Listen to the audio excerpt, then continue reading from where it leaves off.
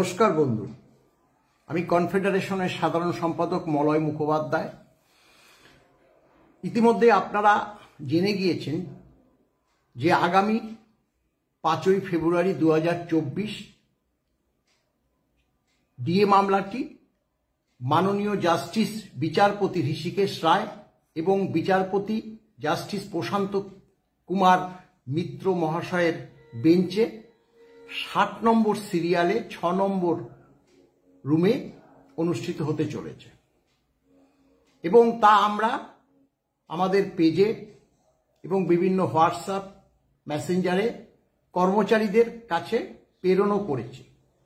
সেই প্রেক্ষিত সাধারণ কর্মচারীদের যে মন্তব্য সেগুলো আমরা সবই লক্ষ্য করেছি। আমরাও তো কর্মচারী, আপনাদের মনের মধ্যে যে সংশয় উপস্থিত হয়েছে আমরা তার ব্যতিক্রম নয়। গত 3রা নভেম্বর 2023 ঠিক এই 60 নম্বর সিরিয়ালে মামলাটি উঠেছিল 6 নম্বর রুমে। সেখানে মাননীয় জাস্টিস ঋষিকেশ রায় এবং মাননীয় জাস্টিস সঞ্জয় কারোলের বেঞ্চে উঠেছিল। আমরা লক্ষ্য করছি যে এবার বিচারপতি, দ্বিতীয় যে বিচারপতি মাননীয় প্রশান্ত কুমার মিশ্র মহাশয় উপস্থিত থাকবেন। তবে এক্ষেত্রে একটা কথা বলে রাখি, এর আগে আমরা লক্ষ্য করেছি যে দ্বিতীয় জাস্টিস যিনি থাকেন সেখানে পরিবর্তন এর আগেও হয়েছে।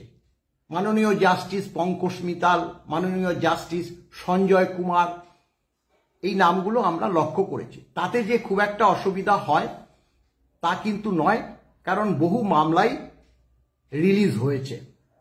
হ্যাঁ, এখন প্রশ্ন হচ্ছে, যেহেতু গতদিন 60 নম্বর সিরিয়ালে থাকার প্রেক্ষিত একটা 16-17 মিনিটে মামলাটি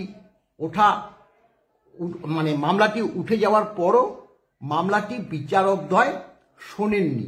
তারা সেই দিনই বলেছিলেন 2nd উইক অফ ফেব্রুয়ারি মামলাটি শুনবে এবং সেই পরিপ্রেক্ষিতে যে অর্ডারটি বেরিয়েছিল কমেন্সিং উইক অফ ফেব্রুয়ারির 5 অর্থাৎ 5 তারিখে যে সপ্তাহটা, সেই সপ্তাহে মামলাটি উঠবে, অর্থাৎ সোম থেকে শুক্রবার। লক্ষ্য করলাম একদম সোমবারই মামলাটি উঠল।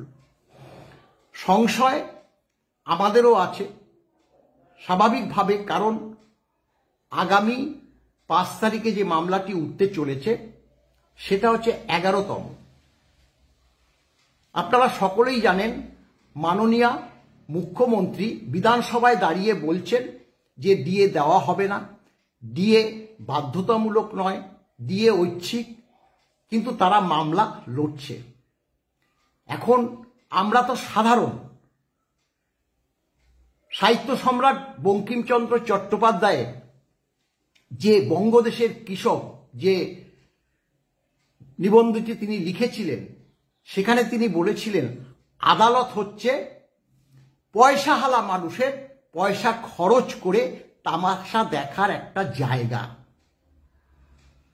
তামাশা, সুপ্রিম কোর্টে তামাশা চলছে কিনা স্বাভাবিকভাবেই কর্মচারী সমাজের কাছে একটা প্রশ্ন দেখা দেবে।